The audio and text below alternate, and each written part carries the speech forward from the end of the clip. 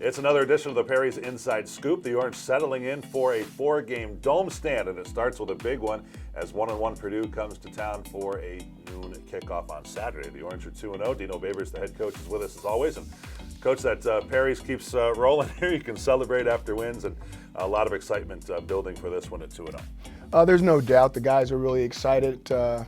We got the Big Ten coming into the Loud House, and it's going to be a 12 o'clock start, Big Ten time, Big Ten officials, ACC venue.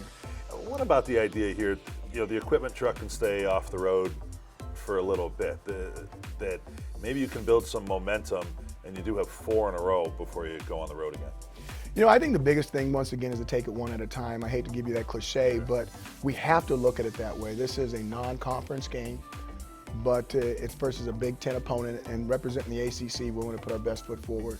We've got them at home, and to us, that's an advantage with our 12th man.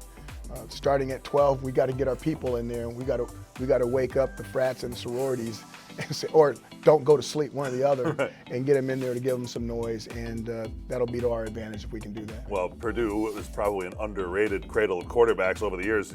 Certainly the old timers, and Len Dawson passed away within the past year, but Bob Greasy, and of course more recently Drew Brees, Kyle Orton in the one game the Syracuse played. Wasn't Everett there as well? Jim Everett, yeah, that's another one, very good. So they had a long history of different styles of quarterbacks, but a lot of success there at Purdue. And Aiden O'Connell, I know you think is a pro as well. This quarterback is just as good. He's a 6-year senior, extremely accurate with the football. His timing is unbelievable, and he can just flat read defenses. He does not get fooled. He does not throw the ball the other color, which is the reason why he hasn't thrown an interception all this year. One of the trademarks of your defense is that it can be hard to figure out because you line up in a 3-3-5. Extra people in the pass rush can come from any of those spots. How do you see your defense matching up, and is there anything you think about differently in this game? I think it's going to be a spin on the wheel. I think sometimes the quarterback's going to win, and sometimes the defense is going to win. And it's whether it's a big payoff or a little payoff when it happens. Charlie Jones, the transfer from Iowa, is lighting things up right now. He's fantastic. He's made plays in every single game. He's beat some outstanding defensive backs. And I got through talking to number 8, and I was talking to number 0, and I'm like, hey, the quarterback believes he can put it in there. He's going to throw it. So you guys better be close to him, because if this guy catches the ball and you don't tackle him, it's going to be trouble. So, we're not going to back off. They know what we do, and we know where they're going to throw the ball, and here we go. All right, so 8 is Garrett Williams, and 0 is Deuce Chestnut.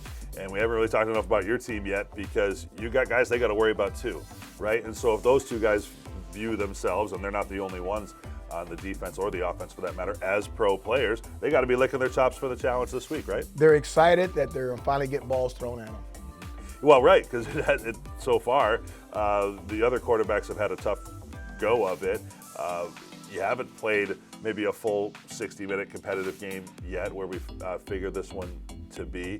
What gives you the biggest confidence right now about your team going into a close game like this? They just seem like they're different than last year. They seem like they're different than the year before.